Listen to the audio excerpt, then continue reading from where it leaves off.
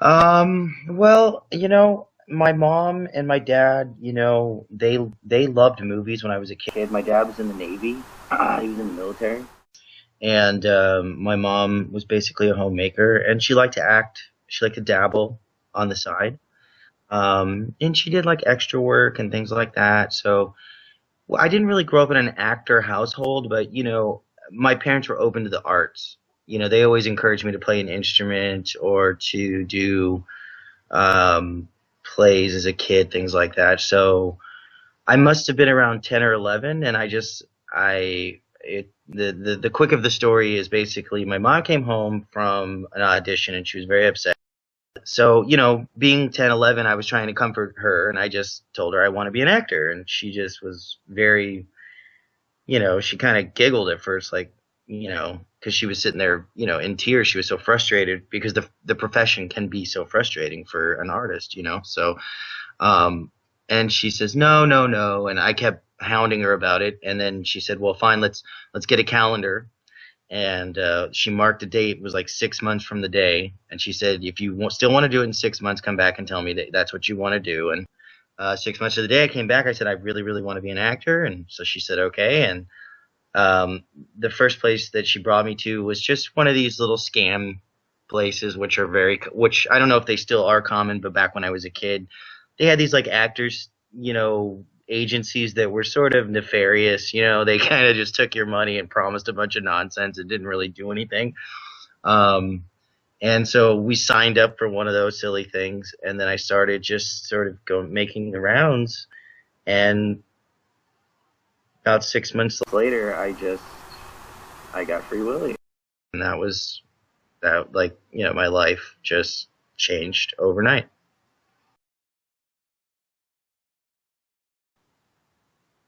Yeah, I mean, I did that for a while when I was a kid. Like I said, I had some fun experiences. I got to tour and stuff, but now I'm basically acting. So that's all I'm doing now.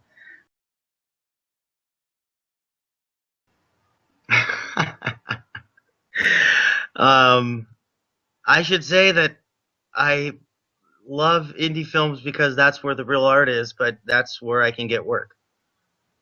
So but and that's the truth, and I don't mind admitting that because it's every career is a struggle, and I've made four independent films last year. I just wrapped up one at the end of the year with a great cast. I'm starting one in February, so it's a lot of fun. And I would love to do the bigger films, of course. I mean, um, I like making films, and I like doing it. So I'm not really. That isn't a gripe. You know what I mean? I'm just glad to be working. I really am.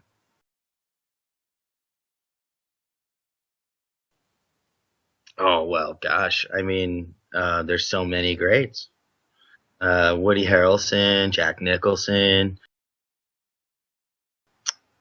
Joaquin Phoenix. Like his stuff, in particular, the stuff that he's doing recently is like just mind-blowingly good.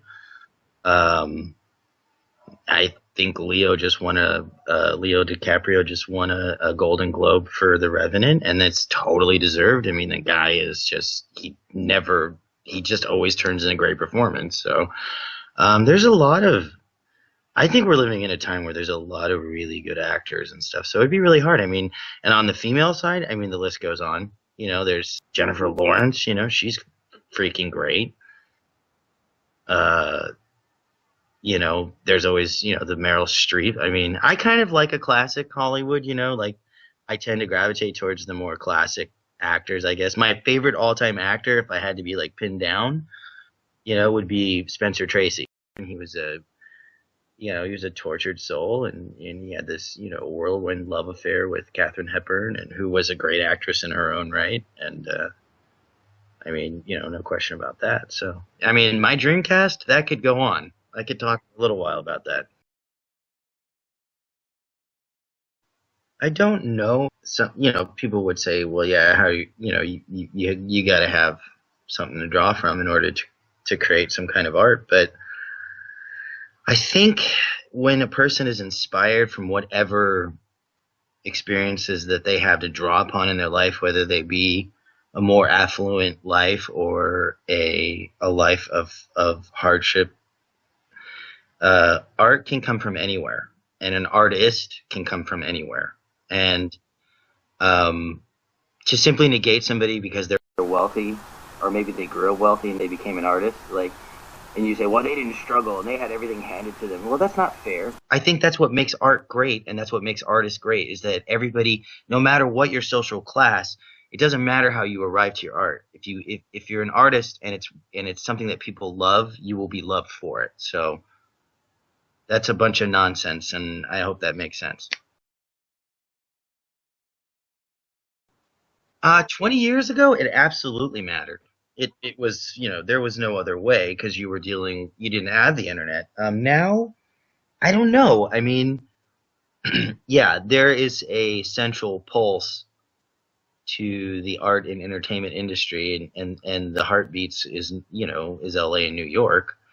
Um, but I think, with the internet,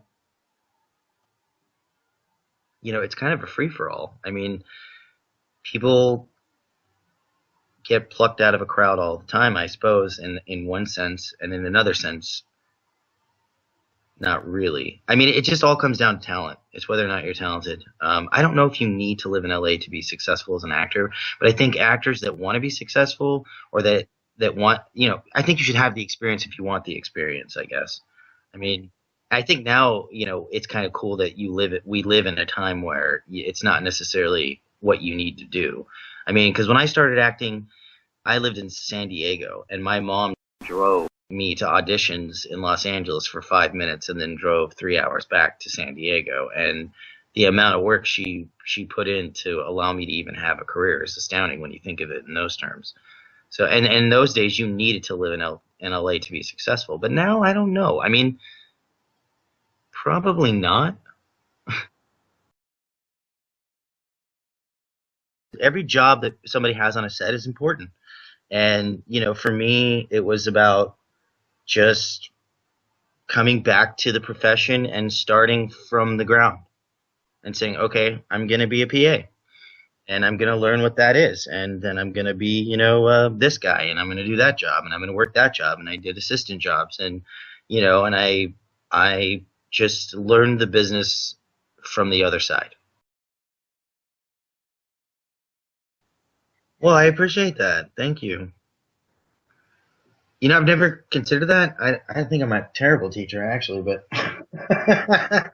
uh, but no, I don't know. Maybe I mean, my friend. I have a very close friend who's he's the director of the cinematography department at LA Film School.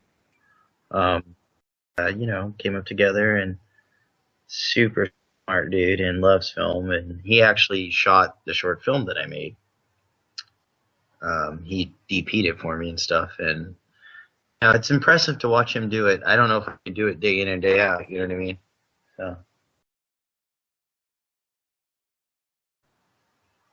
Oh, that's pretty high and mighty. I have no idea. I'm just an actor. Like, I don't know if people Free Willy when I was a kid, and that's how they want to like sort of you know that's the legacy. Then I guess that's the But a legacy it seems absurd to me. I'm like 35 years old.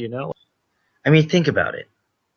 I don't want to go down the road here, but you know, there's 7 billion people on the planet. If somebody remembers you for something, I think whether I don't know, if you're the guy that fixed, the some freeway one time and it made somebody's drive. I'm telling you, if you get remembered for anything in your life, you should be so lucky, and me is included. Like, so yeah, if people remembered me for that, I would be totally grateful. The fact that anybody would remember me. I mean, think about all the great actors that have existed.